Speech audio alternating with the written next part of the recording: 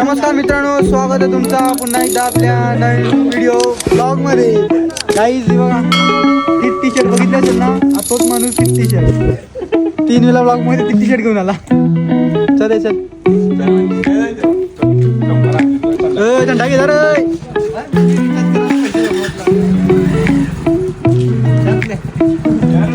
ठीक आहे. Game Katy blogger सध्या बॉल शोधण्यात व्यस्त आहे. मोठी फेक